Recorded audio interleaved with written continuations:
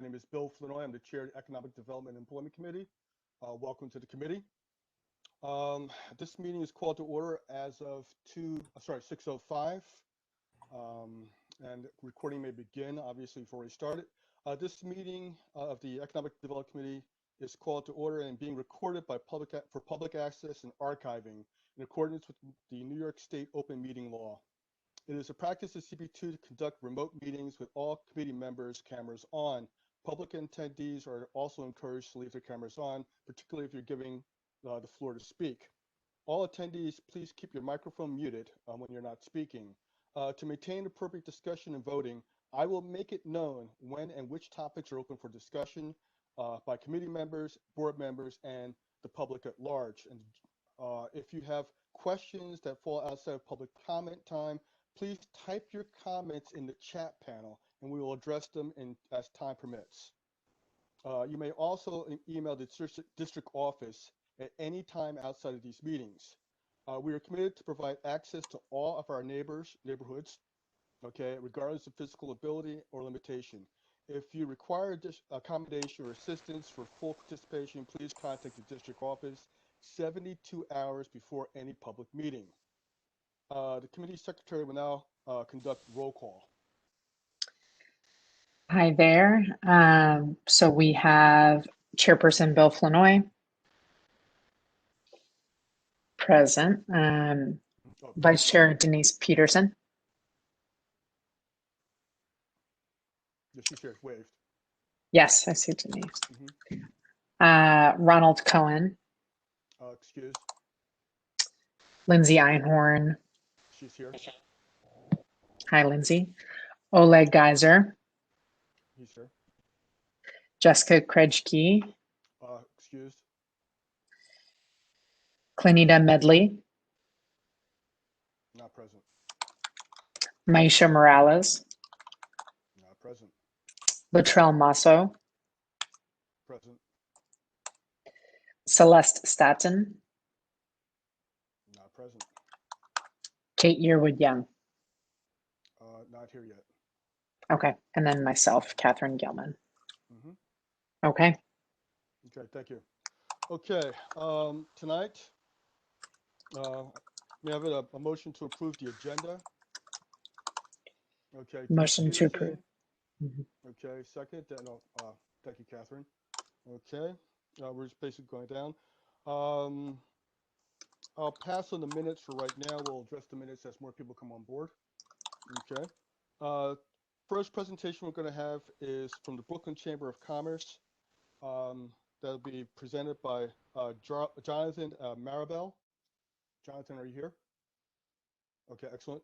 Okay, and Jonathan, you're the business recovery specialist, and Saloni Sharma. Saloni Sharma. Yeah. Thank you. Appreciate that. I apologize. Okay. Okay. And you're Director of Technology and Business Improvement. Okay. The floor is yours, gentlemen. All right. Hey, one moment as a screen up. Hey. So good evening, everyone. Just want to say hello. Hold on. Sorry. So my name is Jonathan Maribel, and my colleague Saloni Sharma will be back on. She's facing some technical difficulties, but she'll be back. Okay. It's okay. We're here on behalf of the Brooklyn Chamber of Commerce as part of our efforts to conduct outreach to community boards and community-based organizations who have strong community ties and can share information with businesses. We wish to share what the Chamber of Commerce has been doing, introduce you to the New York City Small Business Resource Network, and take proactive steps towards making ourselves more available to businesses impacted by the COVID-19 pandemic. Now, there's no better indicator of COVID-19's devastating impact on the economy than the declining health of our small business corridors. This reality is inescapable as we hear news about struggling businesses constantly, And we see businesses that once made our communities vibrant close, and in many cases close for good. Thousands more businesses hang on by a thread. It should be no secret by now that before the pandemic, minority and/or women-owned businesses routinely had access to fewer resources and were forced to do more with less than their white counterparts. This has been made even worse by the pandemic. According to the New York City Comptroller Scott Stringer's office, his report on MWBs released in July 2020 said that 85% of surveyed businesses said they could not survive for 6 more months.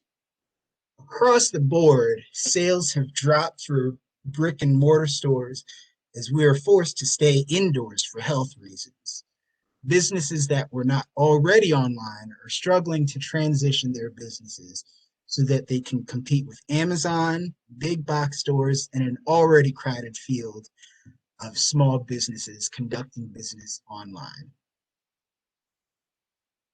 We knew that New York City small businesses needed help, but to know what kind of help would be best, we had to ask business owners themselves how they were doing and what they needed most. One survey that we conducted in July 2020 showed that the 3 greatest needs were grants, rent relief, and access to adequate amounts of personal protective equipment in order to conduct business safely. We felt that more needed to be done. We at the Brooklyn Chamber of Commerce have dispersed loans, grants, and have conducted outreach via the Chamber on the Go, as well as doing listening tours on specific corridors throughout Brooklyn. My colleague Saloni will share a little more about the Brooklyn Chamber of Commerce's efforts in the field and briefly highlight the origins of the New York City Small Business Resource Network. Great. Thank you, Jonathan. Hopefully everyone can hear me. So good evening, Community Board 2. Thank you so much for this opportunity. My name is Saloni Sharma, and I'm Director of Technology and Business Improvement at the Brooklyn Chamber. I lead our neighborhood economic development work, such as merchant organizing and convening, planning of community events, working with bids, local development corporations, and merchant associations. Some of you might know me for my work as acting director of the court's youth bid formation, and I'm also a CB2 resident, so really glad to be here.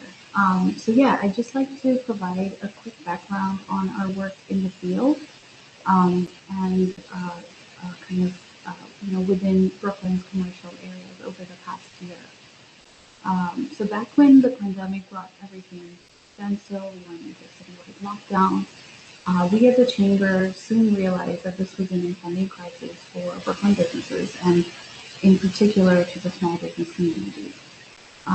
We began by hosting a small business roundtable of 10 or 15 businesses in April, and by May we had shifted our organizational priorities and repurposed staff towards addressing small business needs specifically. And there were 2 kind of crucial parts to the strategy. The first part of this was we decided to convene the small business leadership, namely the Ms. Sharma? Yes. Ms. Sharma? Hi, should we be viewing Mr. Marable's slides or your slides? We're sharing the slide, so this is fine. Okay, great. And there may be something interfering with your mic a bit. Okay, I'm sorry. I'm going to turn up my volume. Is this any better? Let's keep going and we'll find out. Okay, I apologize for that. I was just going over kind of our strategy in addressing some of the small business needs as we went into lockdown. So the first thing we started doing was we began by convening the leadership of the small business community, which were the bids and merchant associations. representing almost every commercial corridor spread out over every neighborhood in Brooklyn. And since April, we have hosted a weekly call with these organizations to get the latest update from them rather, on what's happening neighborhood by neighborhood. And then two, we realized that we really couldn't do our work hunkered down and working remotely from our homes. We needed to be out in the field, and so we began conducting commercial district visits. And each of those visits was coordinated with the local organization or business improvement district, which was representing the commercial interests of that particular area. We also obviously looped in local elections for all of these visits as well. Next slide, please, James.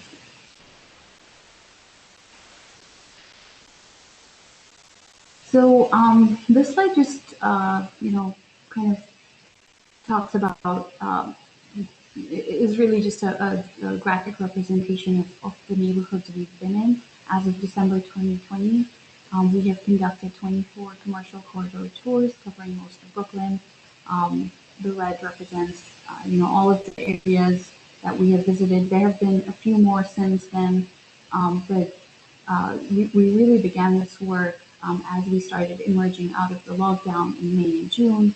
Our president and CEO, Randy Pierce, has conducted 29 commercial corridor visits to date. And as I mentioned, these visits have included the local neighborhood civic and business leaders, as well as our own staff who have accompanied Randy across all of these areas. And really the purpose of these visits have been to listen. In fact, internally, we refer to them as listening tours. And, the purpose of this has been to build partnerships with the local bids and merchant groups who really have the closest ties to local businesses and sort of ear to the ground. And so this allowed us to really take the temperature of our business community, understand issues in real time, and really be responsive in a much more proactive way than a reactive way. And we gained valuable insights into what's happening on the ground and developed new relationships and expanded our borough-wide reach. The next slide.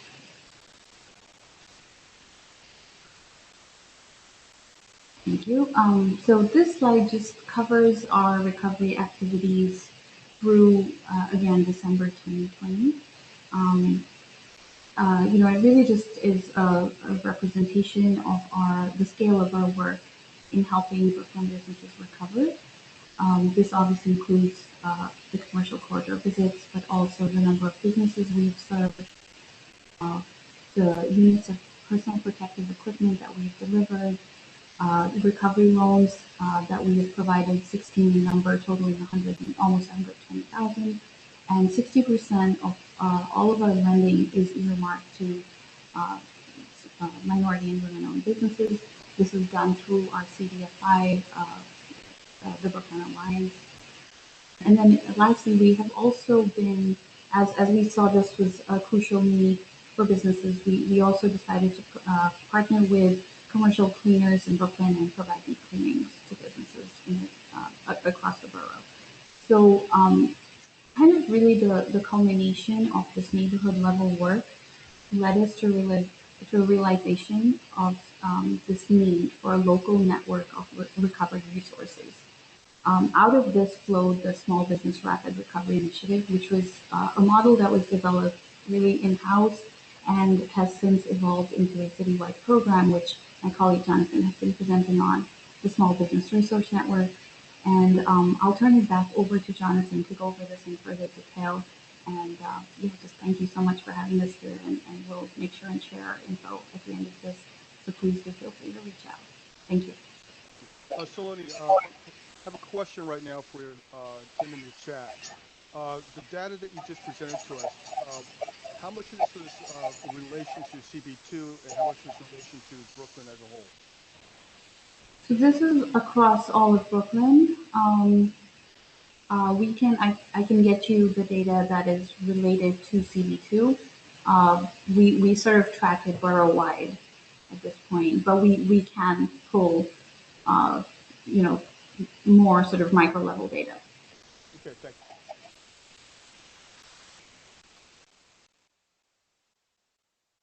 Okay. Go ahead, Jonathan.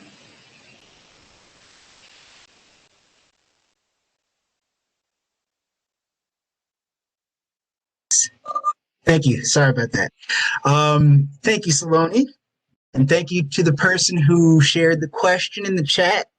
So just to continue onward, the New York City Small Business Resource Network, or SBRN as we call it, was launched fully as a program in October 2020 and is available to businesses throughout New York City.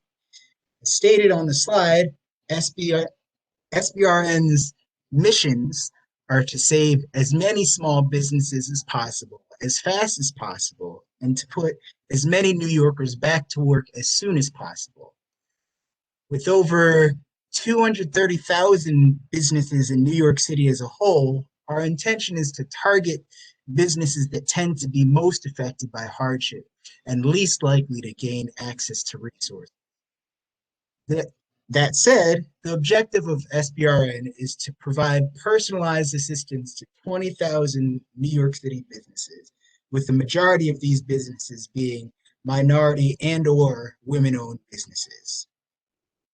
Businesses that sign up for SBRN get assigned to a business recovery specialist, such as myself, who works one-on-one with business owners to help guide them through resources they need.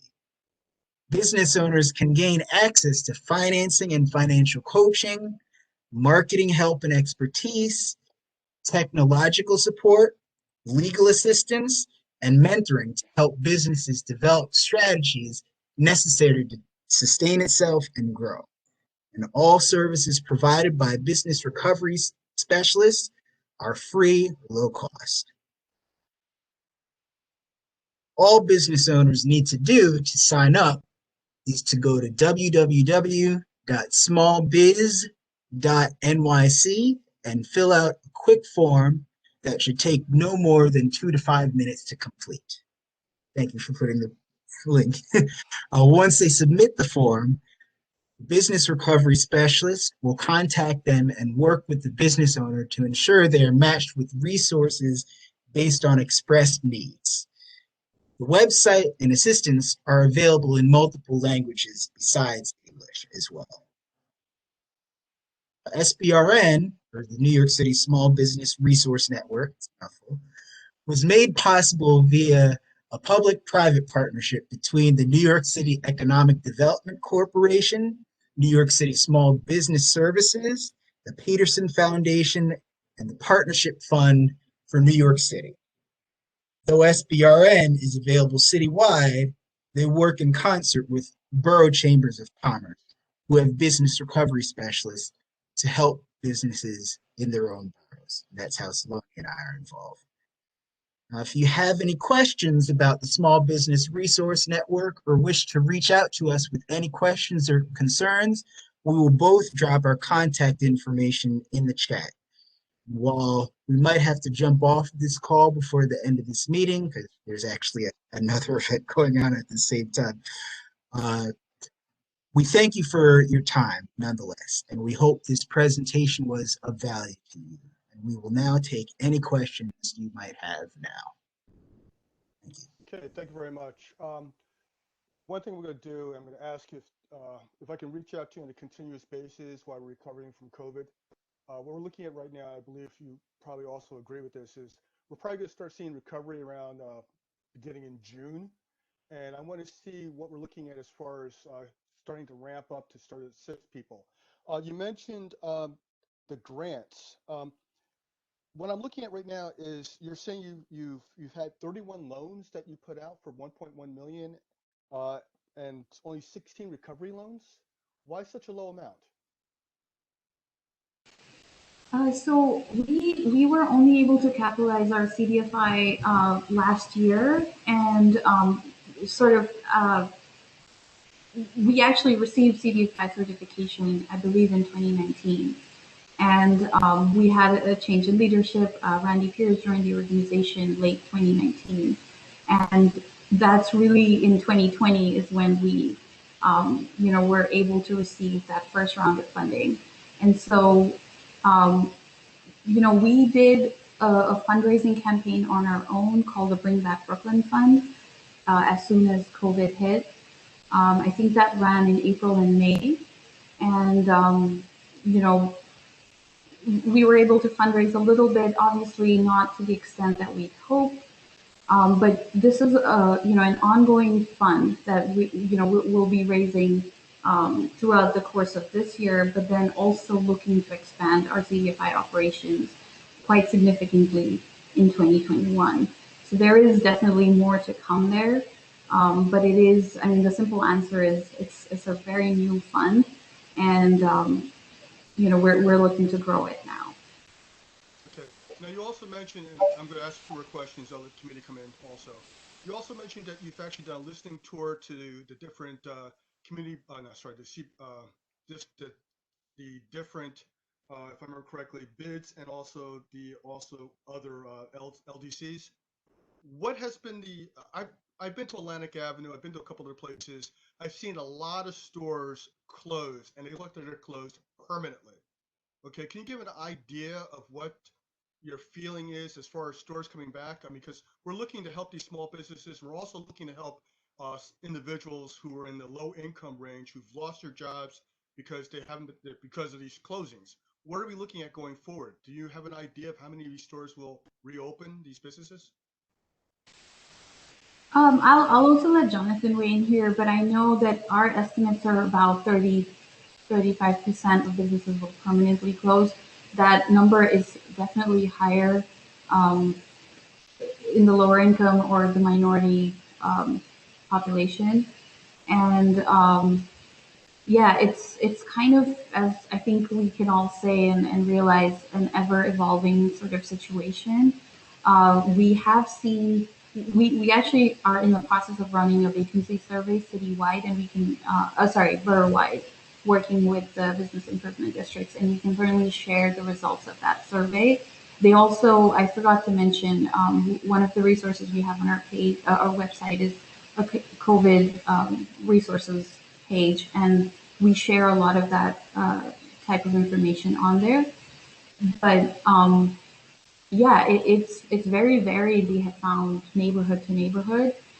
Some neighborhoods have actually done, like, there have been closures, but then a lot of businesses have reopened. We were just on a call today, and Park Slope reported that even though it's a lot more restaurants they've seen reopen there, or new restaurants come in, so that, at the same time, they've lost a lot of women entrepreneurs who are retail owners, retail business owners. And so obviously not the most ideal sort of mix there, but it is very varied. And again, Jonathan, I don't know if you want to add something to this.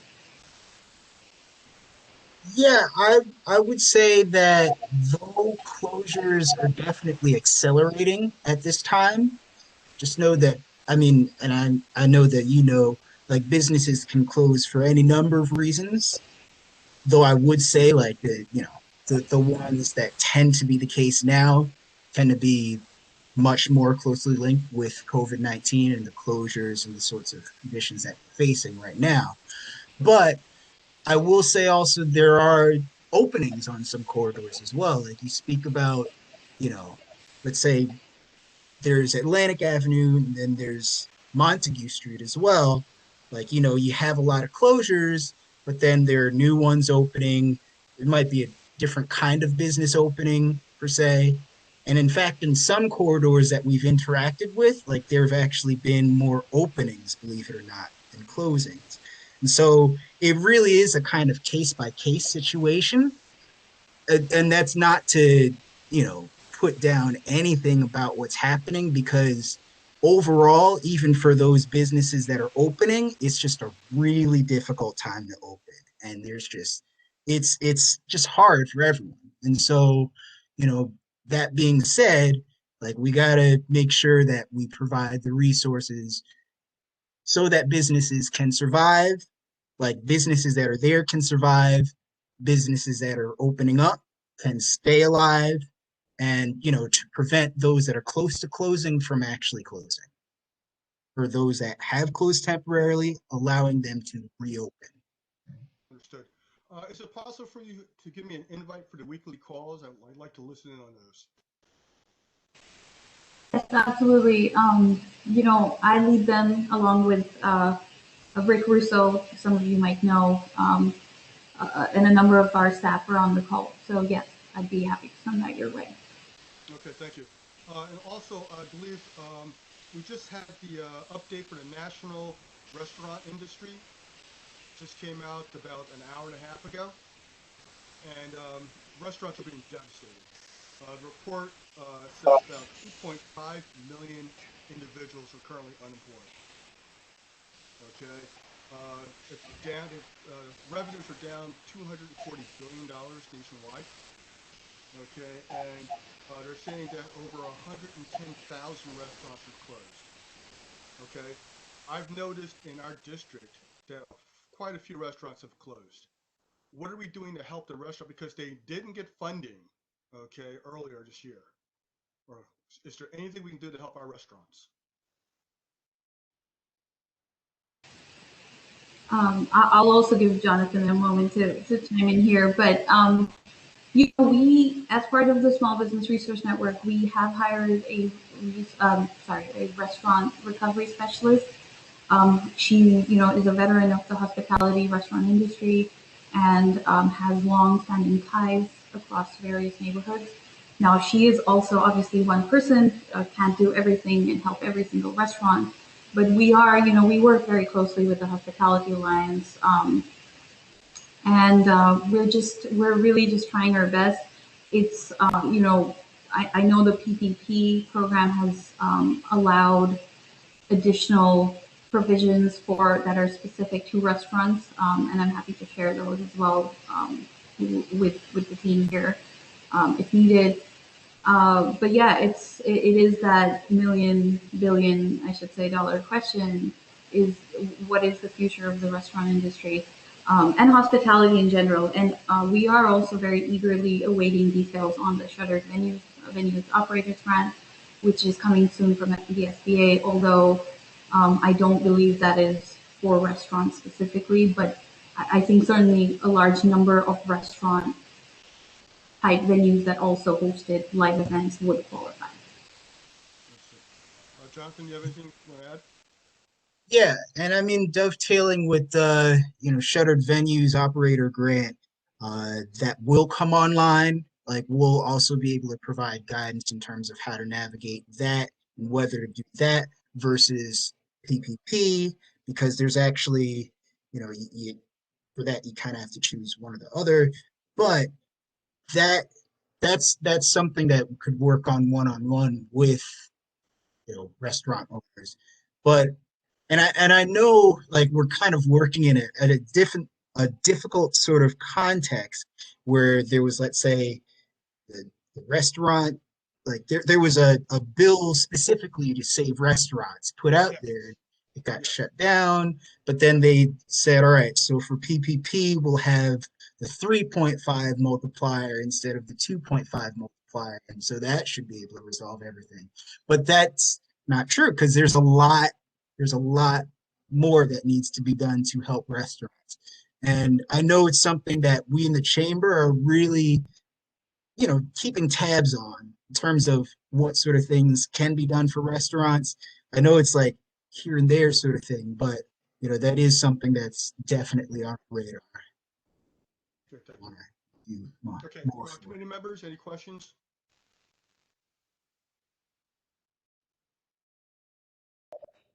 Hey, Bill, I have a question. Is that you, Lindsay? Yes. Okay, please. So I'm wondering about the other, outside of financial assistance, the other types of gaps you're seeing in the community. So you said something about women-owned businesses, that some that are closing temporarily, and I think that, I'm wondering if there's a correlation to the national trend we're seeing in female unemployment related to childcare issues, and things of that nature that maybe the board should be aware of as we start to look at what recovery in this district looks like. That's an interesting question, because I feel like a lot of this is very intertwined, and it is sort of hard to sort of disaggregate. It's more difficult for women-owned businesses because of childcare, because of lack of financing, or like there's a number of different things that could make it more difficult for a business to survive. And that said, I mean, I would definitely say, like, in terms of solutions, it has to be holistic, you know? So, you want to have sort of considerations for, right, so what are childcare needs for business owners? Those that have to spend more hours filling out applications and such, like what sort of assistance is there for them while they're trying to, take care of family needs, household needs, but business needs also, because it's just more and more hats that women in particular are being forced to wear. So yeah, needs to be holistic to handle all of that. Well, we're actually going to be addressing that with the next presenter, I believe. Okay, specifically with women-owned business owners, because if I remember correctly, the last report said of the individuals who are currently unemployed, almost 100% of them were women. Okay, so I mean that's an issue, and we want to direct the next presenter. I hopefully will address that. Any other questions? I'd just like to add a quick comment. Oh, sorry. I want to ask a question. Oh, sorry, I'll wait. Well, yeah. My comment was just that, again, this is an issue. So whenever we have run, business impact surveys, we haven't run an unemployment or employment survey, but we do track a lot of these trends. What we haven't really honed in on and maybe teased out is this issue on women's unemployment or women-owned businesses, going out of business at a higher rate. And if there are resources that are shared here, please send them our way, and we will definitely do our best to kind of just sort of review that as best we can and see in terms of even our advocacy what we're able to do. So let's just my comment is just let's keep this conversation going. Understood. Latrell? I'm not sure if this was asked spoke about already, but the support service that you give to the businesses, how long is it offered for? Is it like a short time period? Is it a long time period? And how long do the person is remained assigned to the individual business? So actually, it's not short term. Like there are many businesses that I've worked with that I still talk with. Like, I first took them in September. I still will send text messages to each other, emails, will still send resources to them. So it's more like a long-term sort of thing. And it's like a relationship between the business owner and the business recovery specialist, just to ensure that they get they have someone in their corner. That's basically the purpose of it, so that there's someone in their corner providing resources, and that they should feel comfortable approaching if there's any sort of needs they have. So my other question is there like a limit for each person, like they caseload per person to support a business at a business time? Is it like a limit, like how many cases do you carry on your load at one time? A lot, but I mean there is no limit per se. I do know that because there's like so many businesses and just like some of us, like it can sometimes be slowed down a bit, but it's not to say that we don't, work one on, we, it's the sort of thing where we will help, and there's no limit to how much help. It's really just, what do you need? And we will work with you to help. So my question is for you, Jonathan, right? How many cases are you carrying right now? Not the ones that you're just, okay, well, compared to the ones that you're checking up on, but how many cases in general, like you're carrying right now? If you, So if you don't mind saying. Go ahead. Well, I mean, I have a lot. It's certainly more than I know I have more than 100. I have more than, let's say, even 120. But it's the sort of thing where, it's the sort of thing where we have other staff, other recovery specialists as well, who are also able to take on cases and take on cases. Uh, so, each of us just take on more and more cases. And it's the sort of thing where, you know, with some people, like they just want one thing, they get that thing, and that's it. And they can reach back out to us if there's anything else they need. There are some where it's like a lot more long term, like you gotta go back and forth, back and forth. Uh, and some that are newer, some that are older. So it really varies. You shouldn't feel like you shouldn't or can't submit anything because you definitely can. Definitely should. Jonathan, what you're basically saying is a fluid situation, and the load is much higher since the pandemic. Right. That's true. Yeah, that's what I anticipate. Any other questions from the committee members? Yes, I have one. Who is this? Hello? I'm sorry, who's asking for a question? Yes. Hi, this is William. So I guess this question is for Jonathan. So Jonathan, based on what you were just sharing, I have allow this, William. Okay, but normally I would not allow this, but I will allow this. Usually we ask committee members to give questions. Oh, I'm so sorry. I thought it was community questions. My apologies. No problem. You're going. Go. Okay. My question is around whether or not the small business service work is eligible, open for companies that have fewer than 5 individuals that are employed there. So like your smaller limited liability or sole proprietorships. And then question 2 would be around, would you ever consider, considering the heavy caseload, would you ever consider looking at the community to see how maybe community volunteers or community contracts can be had to help support the reduction of caseload while still providing quality services? Well, first question, quick answer, yes. Like, in fact, most of my cases are with businesses that have, let's say, 5 or fewer employees, and many times just sole proprietors.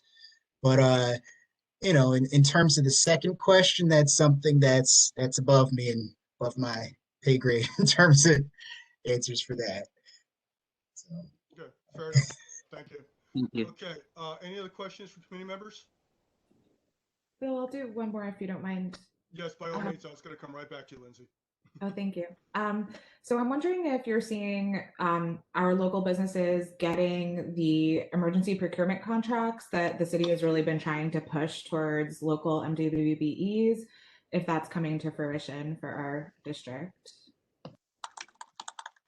So I have to admit that's not something that I personally would be versed in knowing, because I know that a lot of the decision process happens on the city side and like on the state side. Like I know that there's many businesses that are in the pipeline for certification, for example, which is a stepping stone to get those contracts.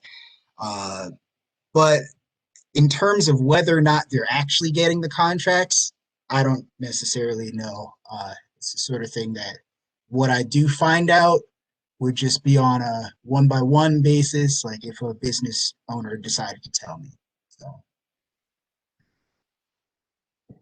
Can you speak to it anecdotally? Like, is anyone on your caseload right now getting city contracts? I mean, the tough thing is, I wouldn't say necessarily that they are, because a lot of them are really in like starting positions and they're still trying to figure out, all right, like navigating the process of getting certification, getting the financing they would need to be able to take on contracts, finding out what sort of options there are for those who are interested in getting contracts. They're working along in that sort of you know, that sort of, you know, part of the process. And so, you know, I will say, though maybe they haven't necessarily locked down city contracts, let's say, there are many that are on their way, like well on their way, because they're moving forward in the process for certification. That makes sense. Thank you. Okay, any other questions? Okay, I have one final question and then we'll move on to the next presenter. Okay, you mentioned also rent support, okay, because a lot of individuals are having problems with that. You haven't mentioned how you were addressing that. Could you please mention that? Because a lot of individuals will be having problems with that. Well, I know that one aspect that we do that is pretty key in many cases is legal consultations. In that, you know, oftentimes uh, tenants will get these letters or notices, and they'll be like, "What do I do now?" And so, just having someone there to be like, "All right, so this is the next step you should do. If you want to try to negotiate the lease, this is what you need to do to go through that process." There's certain sort of resources that you would need to be able to, uh, you know, certain actions you would need to take, you know, with your landlord right now. This is what you should do. Uh, the other sort of aspects, I know personally, like I'll refer them to financial resources that will help them take care of at least some of, if not their entire rent burden, like whatever they owe. Because I mean, realistically, I know like many of my businesses are behind in rent primarily because they had to close down. And so, you know, that there's those months, let's say, that they've been closed, that they, you know, they really haven't been able to generate that revenue that on any other regular day would have allowed them to be able to pay the rent. So just understanding what sort of options there are for those businesses.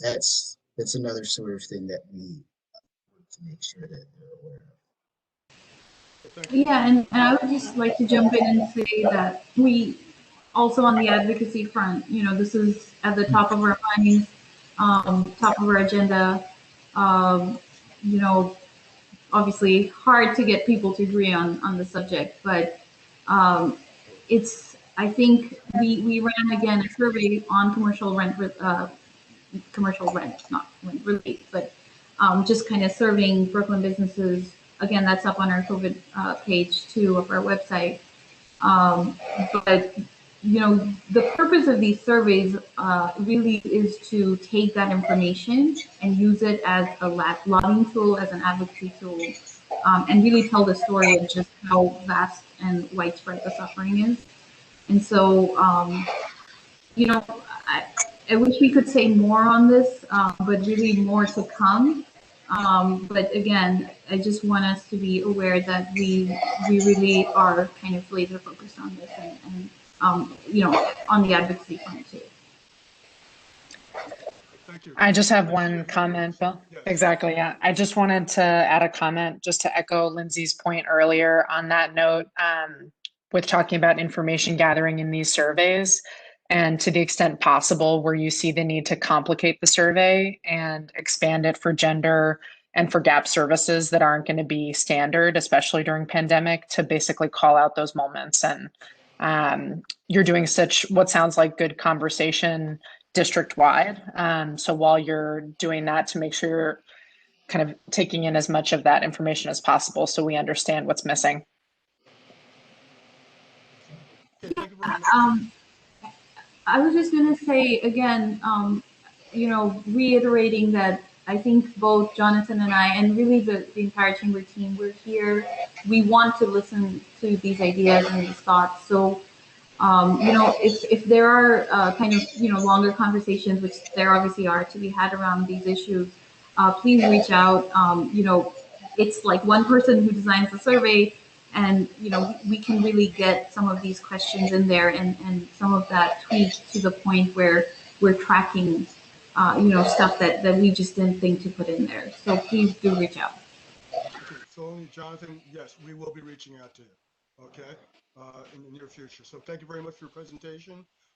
We will be contacting you. If anyone still has questions in regards to this, you can address them to the board office, or is it possible for you to address them directly to the two of you? That's a yes? Okay. Yes, our email.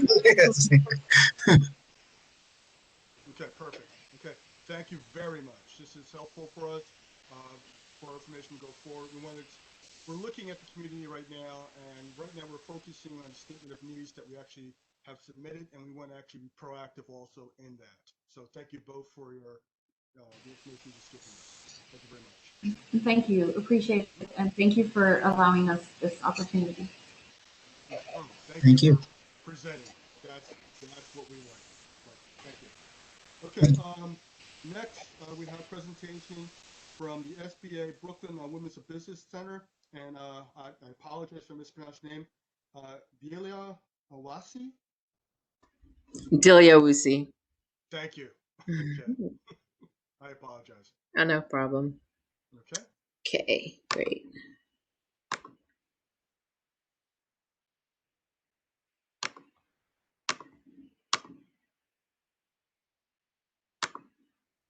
Okay, can everyone see my screen? Yes, we can. Okay, fantastic. Hi, everyone. Good evening. Thanks for having me. My name is Delia Owasi. I'm the director for the Bach Women's Business Center. And essentially what a Women's Business Center is, we are a partner with the Small Business Administration. So essentially we're a resource partner for the SBA. They also partner with SCORE, Small Business Development Centers, which are typically located on college campuses, and VBOX, which are Veteran Business Outreach Centers. And they created special program for women entrepreneurs. So I oversee Bach's Brooklyn Women's Business Center. With that, I also oversee Staten Island. And Bach also has another women's business center based in the Bronx, overseeing Bronx and Upper Manhattan. So essentially from our offices in Brooklyn and Staten Island, and funded by the SBA, we offer business training, one-on-one counseling, and financing resources to assist women entrepreneurs to start and grow their businesses. We're looking to educate and empower underserved and under-resourced entrepreneurs, women entrepreneurs specifically, to help them contribute to the economic, cultural, and social vitality of their communities. So here's our location in Brooklyn. We're based in Fort Greene, about a 10-minute walk from Atlantic Terminal Barclay Center. And then if any of you guys are familiar with Staten Island, we're at 686 Forest Avenue. Our website is at the bottom, so www.bocwbc.org, and there you can see more information about us and upcoming workshops that we have.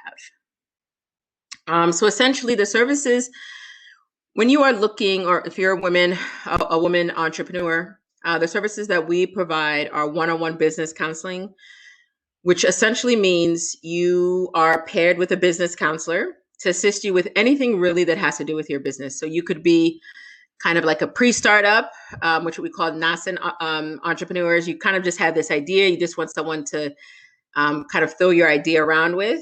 You could be ready to write a business plan and you want some advice and counseling on that. You could be a startup entrepreneur. So as the SBA terms it, any business younger than 2 years old, or you could be like a mature or what we call existing small business. And we see businesses for a variety of reasons. It could be marketing. It could be some people are prepping for a small business loan. Some people want to get MWBE certified. We also have a variety of workshops and trainings. And our workshops really run the gamut. For instance, last week we had a workshop on preparing for your small business taxes in the time of COVID. We had another workshop last week as well that had to do with, it was sales, pitching, like how to pitch and how to pitch your small business in addition to beginning to understand what your sales funnel is.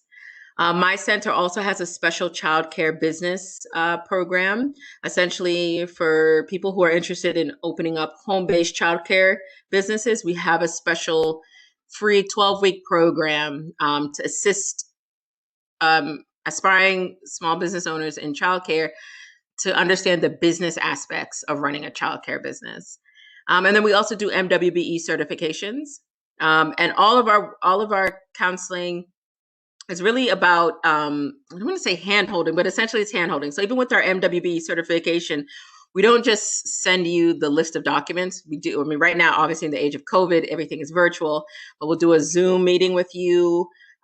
We'll work with you, fill out the application while on the Zoom call. You'll see us upload it into the system. So it really is about providing one-on-one intensive support and services to women entrepreneurs. Here is a sampling of our website, just for you. I think the website's on the bottom. And these are just upcoming events. So you have the About Us page, resources, events, partners, organizations that we partner with, any news, where you can find us on Twitter and Facebook. And so essentially the Buck Women's Business Center is one program within the Business Outreach Network. And under BOC Network, there's BOC Capital. And BOC Capital is essentially a CDFI, which stands for Community Development Finance Institution, which is dedicated to providing micro loans to small business owners with a special focus on small businesses, women, minority, and immigrant entrepreneurs. So as of December, we've lent out well over $20 million and over 90% to minority and women borrowers. And this excludes PPP. So I'll be speaking about that in a couple more slides. But we did do PPPs beginning April 2020. And essentially our loan products, we do short-term loans. So any loan between $500 and $5,000.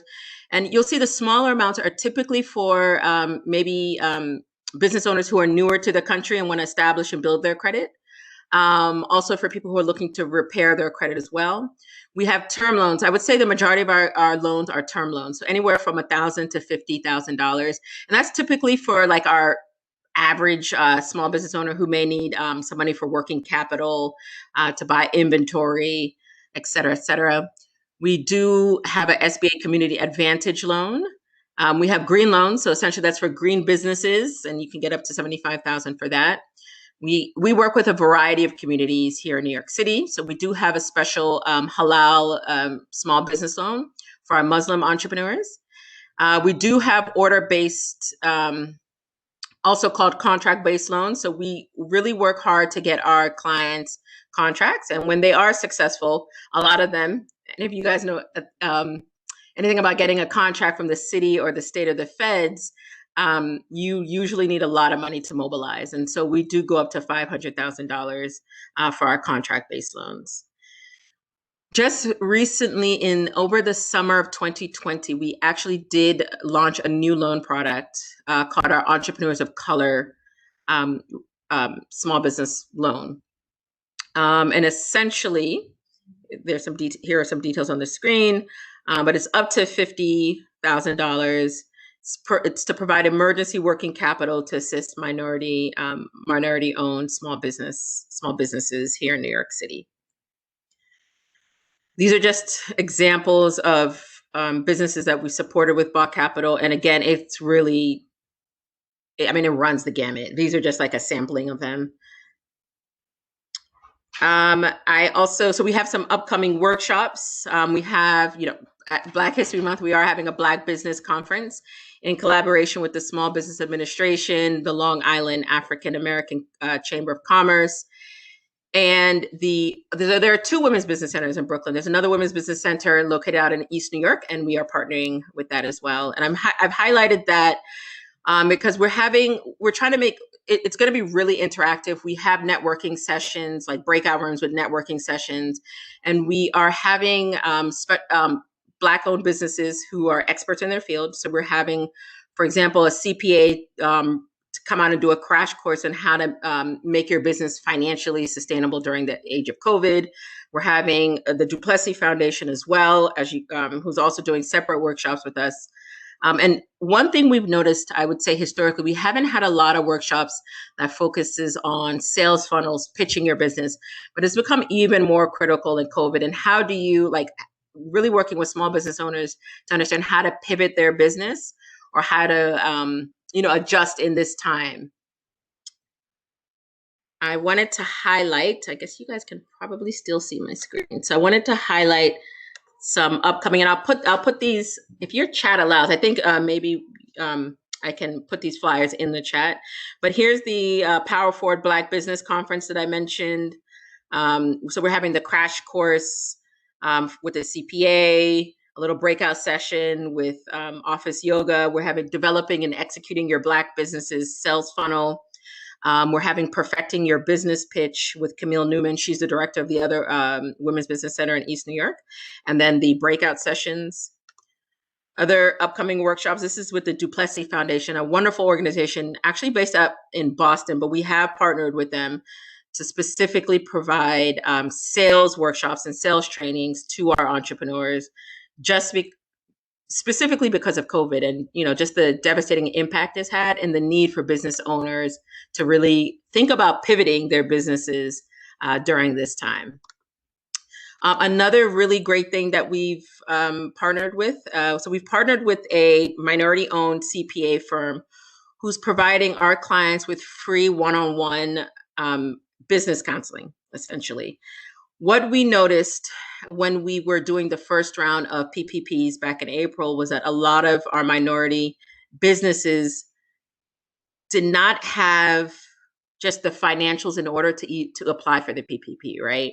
And so we decided to work with or partner with this CPA firm in order to assist our clients to really get, really shore up their financials, making sure that they understand their numbers, making sure they understand the resources that they are able to access, and also to understand what are the impacts of these resources. So when you do get that grant from XYZ, what does that mean for you come tax season?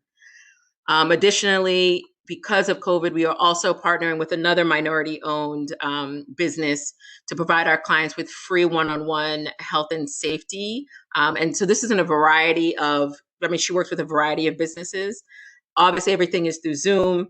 If you have for instance, a restaurant, you would Zoom call her. She would, take a look through your laptop and advise you on the steps you should take in order to make your business safe for yourself, your client/customers, and your employees. She also has access, because of her, the industry and the field that she's in. She also has access to a lot of information and resources on how small business owners can access a lot of these like PPEs, for reduced costs, and even she's also helped some of our clients get them for free. Here is it's really big, our flyer for anyone who's interested in the PPP, so the Paycheck Protection Program. Our CDFI we are doing round 2. It's really exciting. It is a really, really busy time for us. We're working, 7 days a week, Saturdays and Sundays, trying to get as many businesses through before, the money runs out. And we're really, myself, really making special effort to have to get the word out for a lot of business owners who just don't know that they qualify, that they qualify, right?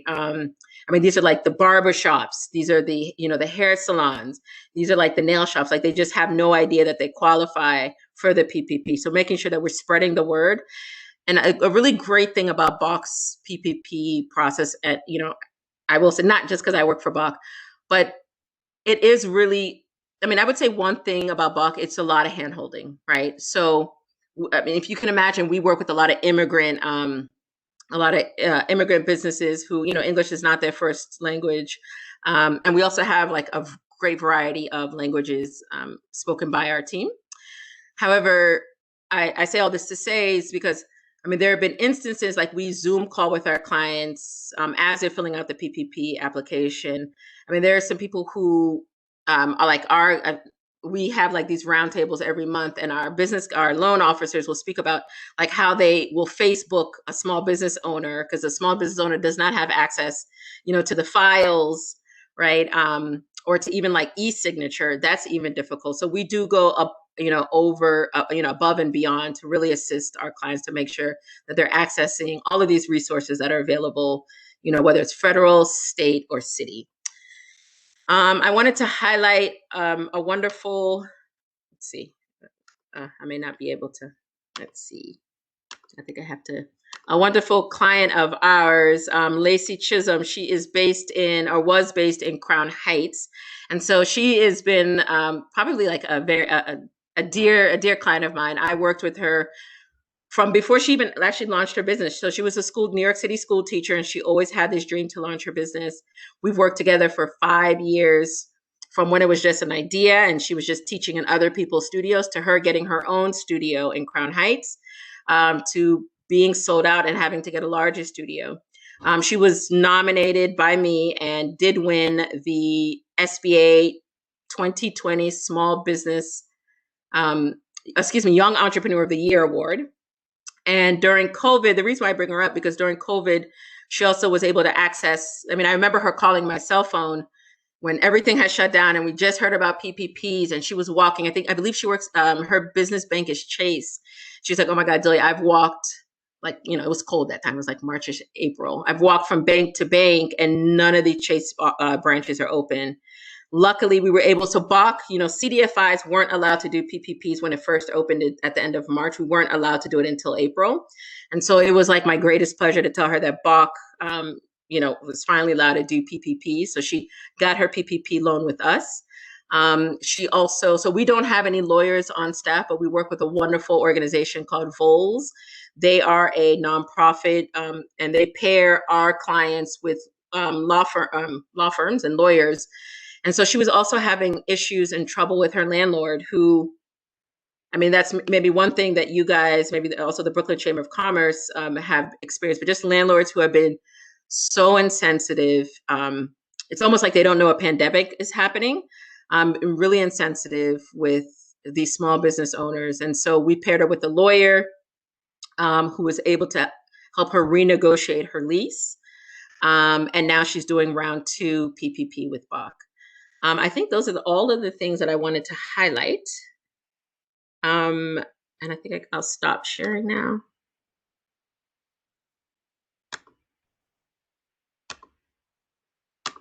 Okay. Does anyone have any questions? Okay, thank you very much. I appreciate that. I have a few questions here, and then I'll open it up to the committee. Okay, on the BOC rates, as far as the capital, what are your rates as far as the loans are concerned? So it depends on the loan, and it is closely intertwined with the small business owner's personal credit.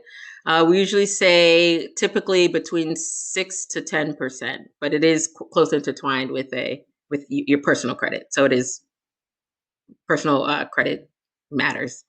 Okay, because but I will say that our credit minimums are very, I think we anywhere from around 530. We really do work with we try and work as much as possible with what we say, the people who the banks, like the Bank of Americas, won't accept. So okay, fair enough. Because one of the things you mentioned was that there's some individuals who are trying to get start their credit history, and if they don't have any credit history, well, then they're in a situation where they're going to get higher rates. Okay. Correct. So that business, the one between $500 and $5,000, you could have essentially no credit. That we call that like a credit builder loan. Exactly. Yeah. Okay. Also, you mentioned the PPP. Let me ask you a question. As far as the PPP is concerned, we're going to probably have another stage coming in. One of the things I want to know is, how do people know? Okay, what's your outreach? Because you have a lot of programs going on right now, a lot of opportunities, a lot of seminars, everything else. How do people find out about you? What's your outreach? How do people know to come out to you and say, help us? We are joining a lot of events such as these. Our executive director was working closely with Hakeem Jeffries' office and partnering with him and attending his talks and speaking about our PPP products. We are pushing it out through our newsletters, through our partners. We're really trying to get the word out in as many ways as possible. Okay. But we are, but the thing about us, we're really open to suggestions. We'd love to, I mean, if you guys have any networks that you feel like you could pass on to us, feel free to let us know. I mean, I will say, Buck, the first round of PPPs, we did over 350 PPPs at over $3 million, a total of $3.8 million. And our average PPP loan size, and I know I have this somewhere, was was 21,000. So I think that really goes to show the types of entrepreneurs. Like, we really are focusing on the smallest of small and under-resourced entrepreneurs. Yes, on the first round of PPP, the small business owners virtually got nothing. Yeah. Okay, because they did not have access to larger banks, and the community banks were pretty much ignored. Okay, so we were kind of curious.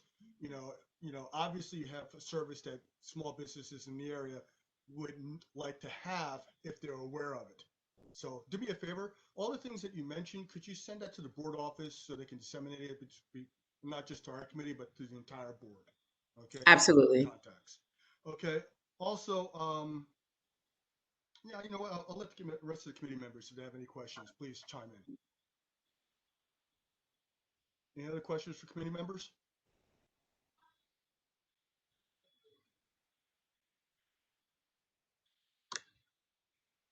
Okay. You mentioned also that you're working primarily with small businesses and also women and also individuals, immigrants. How do you do the outreach to immigrants? I'm curious.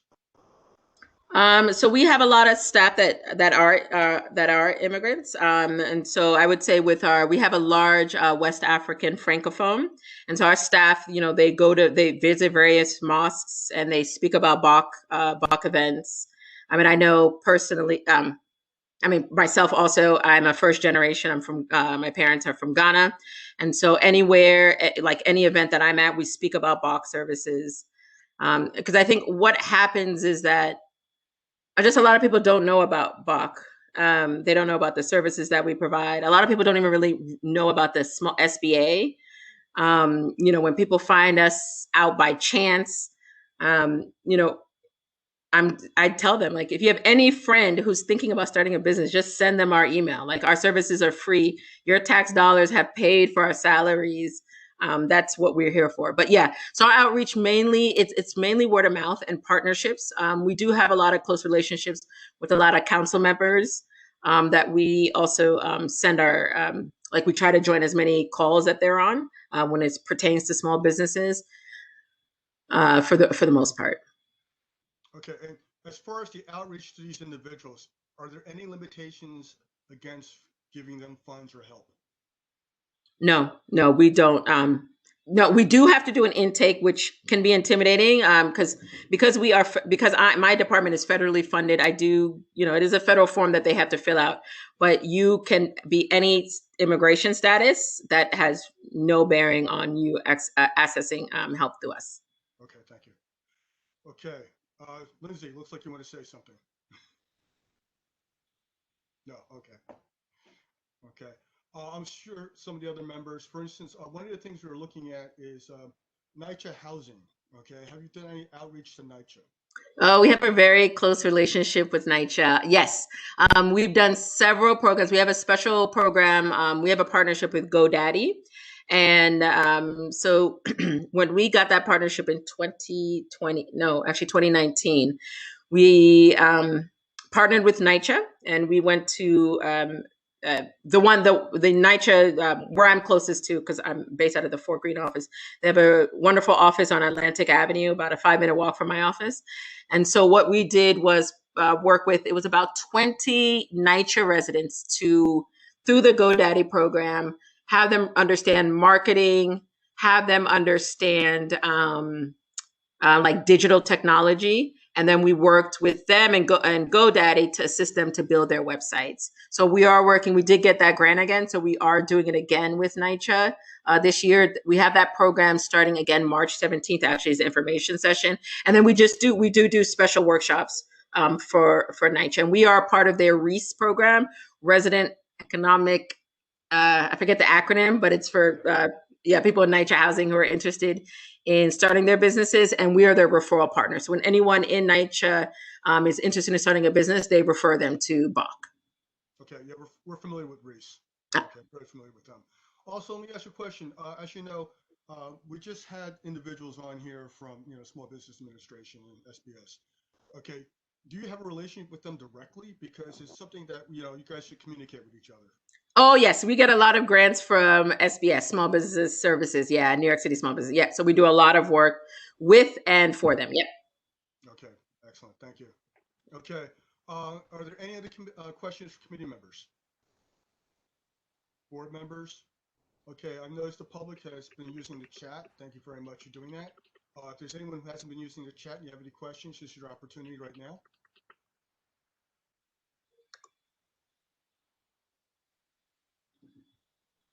Okay. What I'm going to be doing is this. I'm probably going to be reaching out to you also. Could you do me a favor? Could you give your information to the board office so I can actually reach out to you if I have the possibility? Sure. Is that the email that I've been using to get set up for this, or? Yes, by all means. Perfect. Okay. I'll do that. Thank you. No, thank you. And by the way, again, please make sure you send that information to us that you've actually posted here so we can actually disseminate it, because that's a lot of information. It's helpful and people need to know about it. Chair Flynn, I see a question from Leonard Sparagon. Which question was that? Was that the one I just mentioned about the SBS? He has his hand raised. Oh, he has his hands raised. Okay. Please, by all means, unmute yourself and ask the question. My apologies. It has nothing to do with this, although, Delia, hearing your presentation made my evening. Just want to let you know that. Thanks. Actually, I'm actually here to beg the community board to help support something I'm doing on Governor's Island. I don't know if this is the appropriate time, or would you like me to wait? Could you wait to the end of the meeting? We have a Sure. for public comment. Okay. Roger that. Okay, not a problem. And by the way, thank you for letting me know. So I'll make sure I do call on you. Okay. With that, we'll move on with the agenda. Okay. We got some good information here. Okay. Presently, right now, the last item on the agenda is the street vendor letter. Okay. As far as that was concerned, because of timing, we did not have an opportunity to actually discuss this. So what I did do was the letter that we had from previous discussions about this that was approved back in 19 rather. Okay, that's the letter that we sent on to the vendor to I forgot who we sent that letter to. Who did we send that letter to? From our board office, Taya. Do you know who we sent the letter to, Taya? No. Okay. Well, we sent the letter in, and the vote was actually cast, and the street vendor legislation passed. Okay. So that's where we stand with that. Further on, as far as the chairperson's report, I made a comment about the citywide statement of needs that was actually distributed. It was a substantial document, to say the least. It's quite a few pages. Okay, I went through that, and after going through that, I sent the comments into the board office on the things that I think we might want to look into and address. Okay, so that was done. Also, there's a new city participation budget. That was the comment had to be in by January 29th. I sent my comments in on that also. I don't know if anyone else managed to do that, but I actually sent in comments on that. Okay, and finally, we have one other thing. Currently, right now, we have the 10-year planning. Okay, I want to start addressing that. Even though we don't have to get on that, they don't really start that up until 2022. I'm going to get ahead of the curve. I'm going to start letting them know what we feel is needed in our district. Okay, so that when they actually start putting the plan together, okay, they know to include that, because I don't want to have any, during the commentary period, they've already basically decided what they want to go to do. And at that point in time, it's kind of, we're commenting on what they've decided, not on what we think they need. So I want to get ahead of the curve on that. Okay, with that, Ms. Peterson, my co-chair, do you have any comments that you wish to say?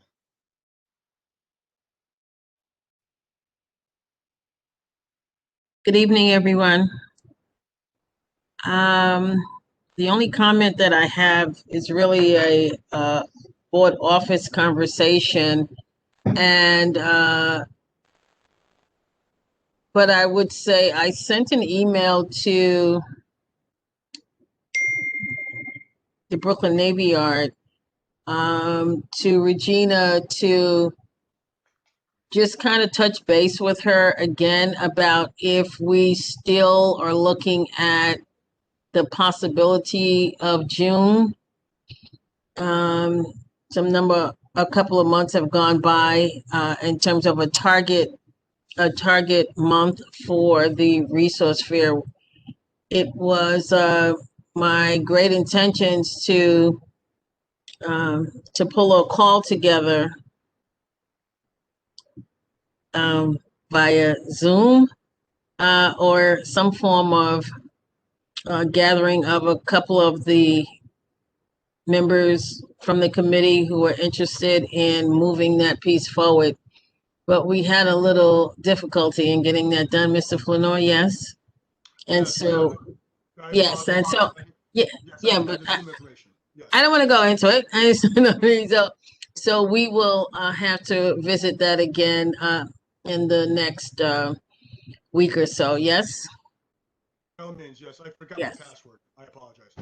Yeah, okay.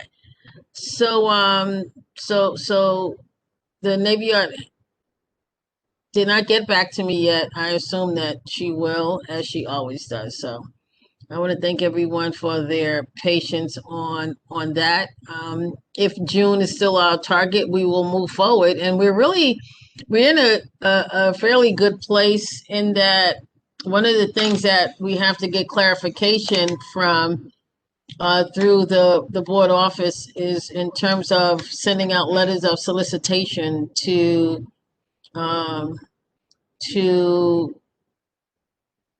Target and other like places to invite them to come and be a part of it. So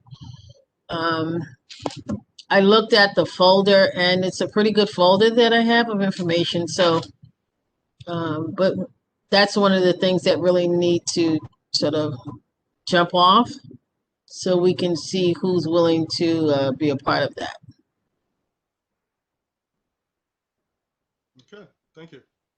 Okay, also at the executive committee meeting last month, I brought up Governor's Island. I mentioned I believe that there's certain committees that still should give input into the Governor's Island plan. Okay, so even though the time has passed, we still have the ability to make comments. So I want to mention that. I also brought up at the land use committee meeting, I wanted them to revisit, okay, the fact that we're looking at still looking at rent control options right now, or we're looking at AMI. Okay, when I want to start talking to the land use committee, because they now have the initiative on this this program as far as looking at the AMI and seeing what we can do as far as getting the rents lower for, if we're going to do affordable housing, we want affordable housing to be truly affordable housing based on the rents in Brooklyn or New York City and not outside of New York City. So we're looking to try to get the rents realistic when they're talking about affordable housing to be truly affordable. But land use is the one who's actually taking the lead on this. So I initiated the conversation at land use, and we'll see what they do with that. With that, we'll now move on. Did everyone get a chance to look at the minutes of the last month? Okay. Does anyone have any corrections or any comments? Okay, seeing none, we'll accept those minutes. Okay, and with that, we'll go to other committee business. Do we have any other committee business that anyone wishes to bring up? Hey, Bill, I just wanted to ask you a question about your report out, if that's okay. Sure, by all means. The 10-year plan, my understanding is that it hasn't been voted on by city council yet. So it's like not a framework that exists for the city. And that the community board's way to influence that process is that part of that process is the statement of needs. And so I was wondering what you were envisioning in terms of next steps for moving that forward. Our next step basically is we are actually included in that. And once they actually do approve it, if they actually do approve it, then I want to actually get involved. At that point in time, I'm going to see what the mechanisms are as far as our involvement. And once I find out, then we can start moving in. Can I follow up? So like when I had brought it up with the at the last meeting, what I was envisioning was discussing whether we would like to make a statement of support of the legislation as a community board. And I don't know if our committee is the right forum to start that discussion or if that needed to start at the executive committee level. But I think like from my, I don't want to, I guess from my point of view, it's really a great holistic framework, right? Like it's something that's improving upon and actually using the statement of needs that we have and including it in a short and long-term planning cycle that is really going to help move issues forward, but also look at things not just from the community view, but from the top view, and then integrate those two different planning cycles. And so it's not a framework that the city has right now, that the framework is pretty siloed actually, these different planning cycles that the city has. And I know that others on the community board may and probably have very different reactions to a complete overhaul of the planning process. But I think it's a discussion worth having as a community because it's going to directly impact our work. And so, you know, to your point, I think it's something worth taking another look at, and maybe we can discuss or get Lenny to consider where that discussion should happen. I believe Taya just heard us discuss this, and if you could you reach out to Mr. Singletary and mention this to him, or do you want me to do that? Taya, did you hear me? I was typing. The committee is welcome to move a recommendation tonight to issue a letter of support, which could be voted on at the next general board meeting, which is next Wednesday. I don't know if you have quorum to do that. I think we should wait for the meeting. Excuse me. I believe you do have quorum. 1 second. The short answer is that any committee, because the planning together document was not specific to any committee, one committee, any committee may put forward a request for action to the full board. And to do that, one of you would simply propose a motion to issue a letter of support of the 10-year planning together process. The link to the Legistar tracking is here. And actually, tomorrow is the deadline to add agenda items to the next general board meeting next week. So tonight would be a good opportunity if you feel the committee has had sufficient time to review. Taya, but there's no vote planned on the framework, right? So there's no rush if anyone feels we need more time. That's right. According to Legistar, the next meeting has not been scheduled yet, but as you all know, that could change quickly. Yes, it could. What we're looking at also, I looked at the time frame. We have until 2022 before we actually get started. So we have opportunity to actually, I'll reach out to Mr. Singletary. Committee, we can actually look at this in a little more detail, okay, because I believe some of the committee members aren't sure of what we're discussing. So it'd be good if all the committee members were aware of that. And we can actually put this on the agenda for a vote for next month. Okay. With that, okay, we'll put that for, yeah, put that on the agenda for next month for this discussion. Okay. Okay, community forum. Okay. I believe this is Spurgeon. Is that correct? I'm really impressed. You got it right. Normally it gets mangled. Thank you. What I'm actually here for is to beg support. I'm a teacher at the New York Harbor School on Governor's Island, and we're going around to all the community boards to beg support to have Governor's Island deliver on a promise that's over 10 years old. a little bit about me. I've been diving over 46 years, a lot of them in New York Harbor. And I'm a former inspection diver, commercial diver, and now I'm a scuba instructor, in essence, for the professional diving program at the Harbor School. When we first came to the Harbor School, we were promised a pool. We were promised actually a much larger building, and these promises weren't delivered upon. Since about 40% of our students still come from Brooklyn, we feel that the community board here has a stake in this. What we're looking for is your support to have the Governor's Island Trust deliver on a building 515, that we needed to have a pool in, or a pool around. The benefit for New York City is nothing short of amazing. I'm sure all of you have seen pools that are closed because we don't have lifeguards for them.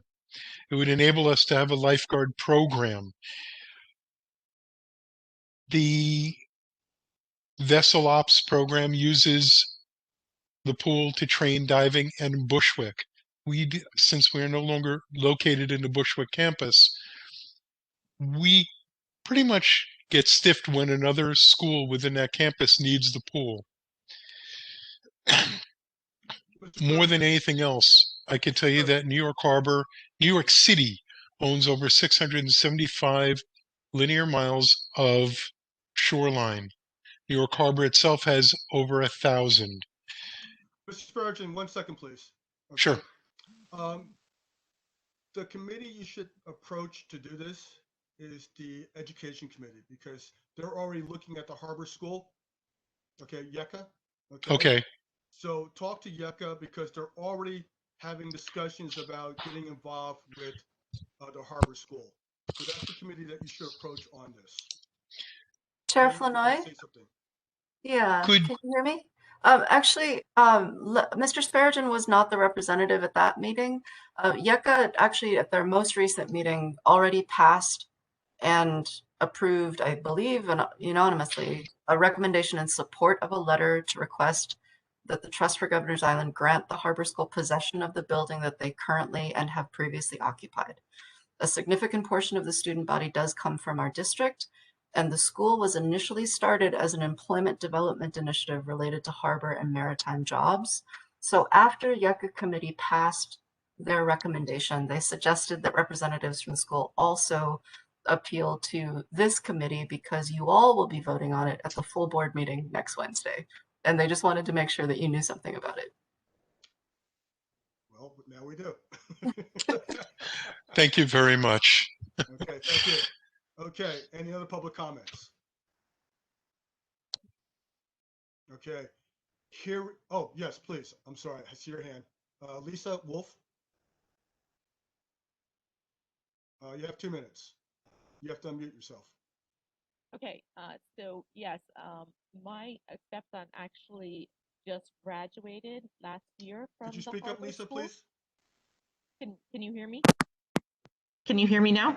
Yes, we hear you better. Okay, yeah, I'll take this out. So yes, my stepson graduated from the Harbor School last year. I am a neighborhood resident, and I know of several other neighborhood residents that have kids that have gone to the Harbor School or are currently going to the Harbor School. And I just want to say, it's really important, not just that they have this, 515, it's 555, right? That the Harbor School currently is in? Lenny? 555. Right, but what we want is the hospital, which is right by where the school currently is, and that is a space that Governor's Island has in the past wanted to keep for some high-end whatever, as opposed to keeping it as a school as an educational facility, which is sort of what was the whole idea of Governor's Island when Governor's Island, became part of New York City. And so, and Harbor School was the first tenant of Governor's Island. And, I've known the Harbor School since its inception in Bushwick and, been a big supporter. I'm a rower and I know like how important this school is to this city, and the Billion Oyster Project, and how, it's basically saving our shorelines.